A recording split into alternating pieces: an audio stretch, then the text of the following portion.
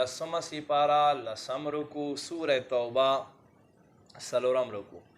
بسم اللہ الرحمن الرحیم لقد نصرکم اللہ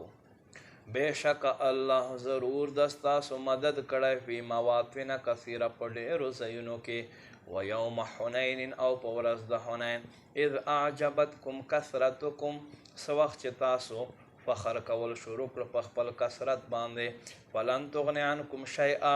بیا دا ستاسو کثرت تاسو په کار رانغی وضاقت علیکم الارض تاسو باندې ځمکه تنګه شوه بما رحبت باوجود د دې چې وسیله ثم ولیتم بیا تاسو وګرځېدئ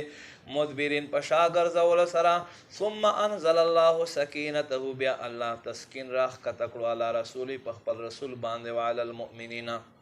په مسلمانو باندې وانزل جنودا لم تروها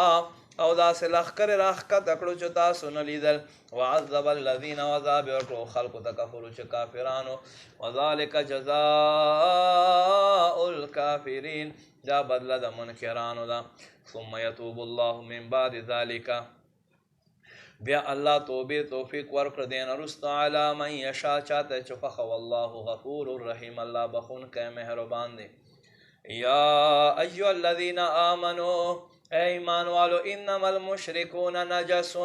بے شک مشرکان ناپاک دی فلا یقربوا المسجد الحرام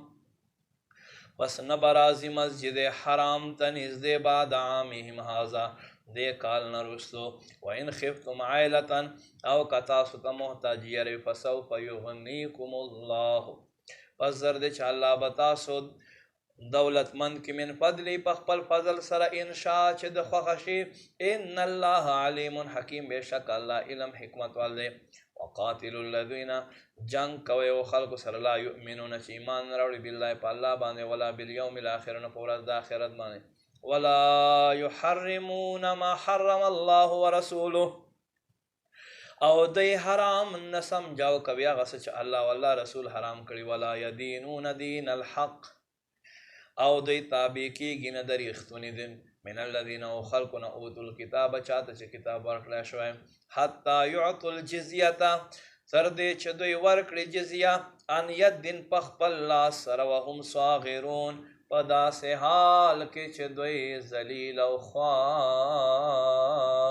شی